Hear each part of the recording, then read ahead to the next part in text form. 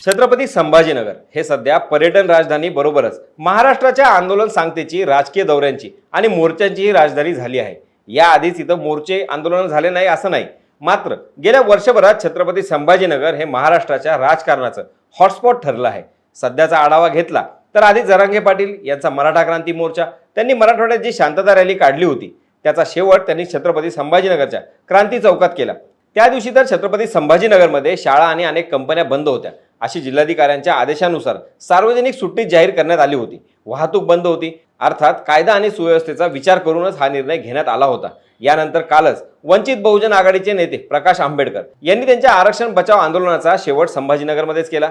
त्यांची एक मोठी सभा या ठिकाणी पार पडली। यानंतर 2 दिवसात मुख्यमंत्री एकनाथ शिंदे शहरात येणार आहेत।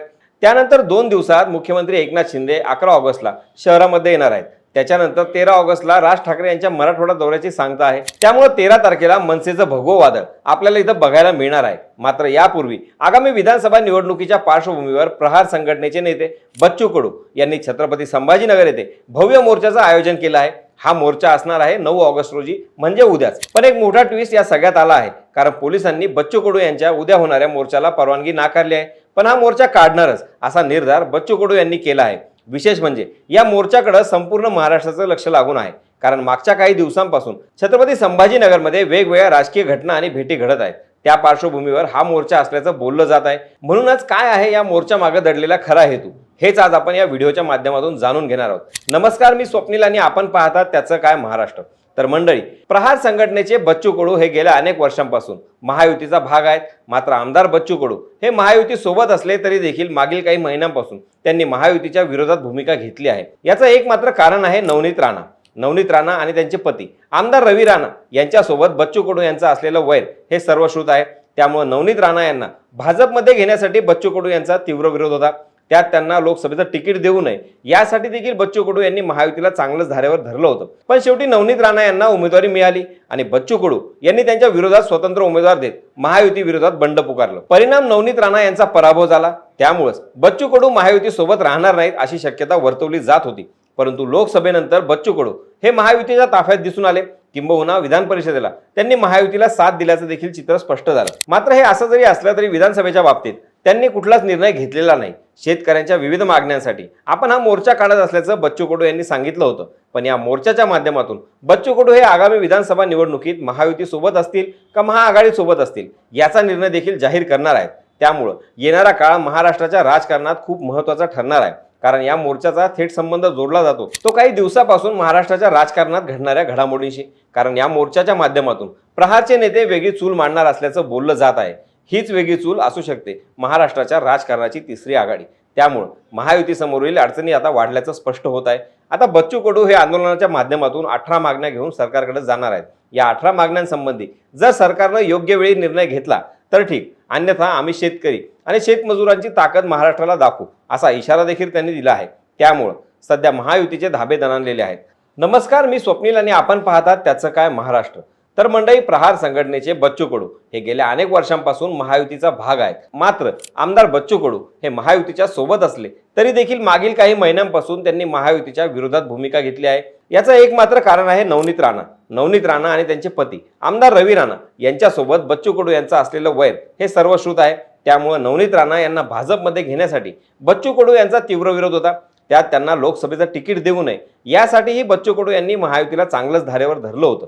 पण शेवटी नवनीत राणा यांना उमेदवारी मिळाली आणि बच्चू कडू यांनी त्यांच्या विरोधात स्वतंत्र उमेदवार देत महायुतीच्या विरोधात बंड पुकारलं।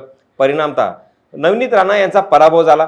त्यामुळेच बच्चू कडू महायुतीसोबत राहणार नाहीत अशी शक्यता वर्तवली जात होती।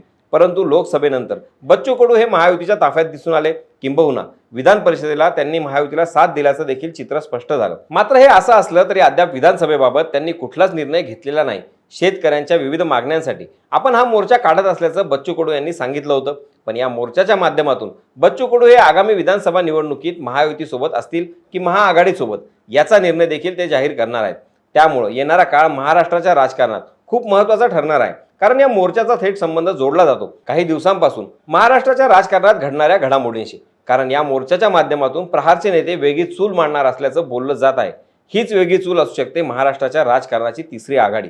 त्यामुळे महायुतीसमोरील अडचणी आता वाढल्याचं स्पष्ट होत आहे. आता बच्चू कडू हे आंदोलनाच्या माध्यमातून 18 मागण्या घेऊन सरकारकडे जाणार आहेत. या 18 मागण्यांसंबंधी जर सरकारनं योग्य वेळी निर्णय घेतला तर ठीक, अन्यथा आम्ही शेतकरी शेतमजुरांची ताकद महाराष्ट्राला दाखवू असा इशाराही त्यांनी दिलाय. त्यामुळे सध्या महायुतीचे धाबे दणाणलेले आहेत. आता भेट आठवा ती राजू शेट्टी आणि इम्तियाज जलील यांची. त्याआधी राजू शेट्टी यांनी जरांगे यांची भेट घेतली, त्यानंतर जलील यांची भेट घेतली आणि बच्चू कडू यांची देखील भेट घेतल्याचं सूत्रांच्या माहितीनुसार समोर आलं. राजू शेट्टी आणि मनोज जरांगे एमआयएम सोबत आमचे जे मुद्दे आहेत त्यावरच एकत्र बसू, अन्यथा आम्ही बसणार नाही. वेळ आली तरी एकटे लढू, मात्र मुद्द्यांवर ज्या ज्या पक्षांचं एकमत होईल त्यांच्यासोबत आम्ही लढणार असल्याचंही बच्चू कडू यांनी अमरावतीत बोलताना म्हणाले. त्यामुळे स्पष्ट नसलं तरी बच्चू कडू यांनी आगामी काळात राज्याच्या राजकारणात तिसरी आघाडी होऊ शकते असे संकेत दिले आहेत. आता महाराष्ट्रात अशा प्रकारे तिसरी आघाडी अस्तित्वात येण्याची वेळ का आली, तर एकदा महाराष्ट्राच्या राजकारणावर कटाक्षाने नजर टाकली तर जे छोटे पक्ष सध्या तिसऱ्या आघाडीच्या तयारीत आहेत ते महायुती महाविकास आघाडीचे घटक पक्ष आहेत असं आपल्याला लक्षात येतं. जरांगे एमआयएम याला अपवाद ठरतात. जेव्हापासून महाराष्ट्रात सत्ता संघर्षाला सुरुवात झाली, म्हणजेच आधी महाविकास आघाडी अस्तित्वात आली, नंतर शिवसेना फुटली, त्यानंतर राष्ट्रवादी बंड झालं, तेव्हापासून सगळे छोटे घटक पक्ष हे दोन्ही आघाड्यांमध्ये निमित्त मात्रच राहिले.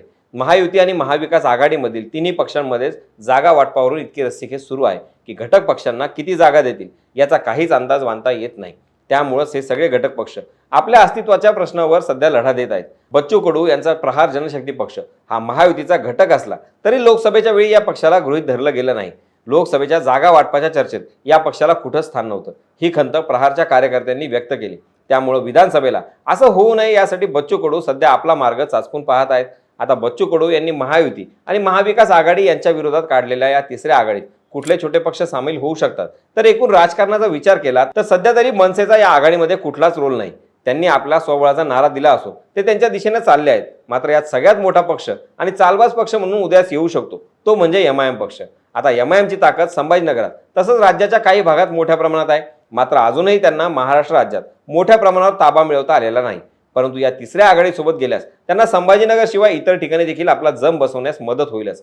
तसंच आघाडीचे उमेदवार असल्यामुळे तिथं कुठल्याच जातीला धरून मतदान पार पडणार नाही, तर आघाडीकडे बघून मतदान होण्याची जास्त शक्यता असते. त्यामुळे नक्कीच एकीचा फायदा असतो. तो जर का एमआयएमकडे प्रस्ताव आला तर ते नाकारणार नाहीत. आता राजू शेट्टी यांची स्वाभिमानी शेतकरी संघटना ही महाविकास आघाडीचा भाग होती. मात्र लोकसभेत त्यांनी स्वबळाचा नारा लगावला, पण तो नारा तितका बुलंद होऊ शकला नाही.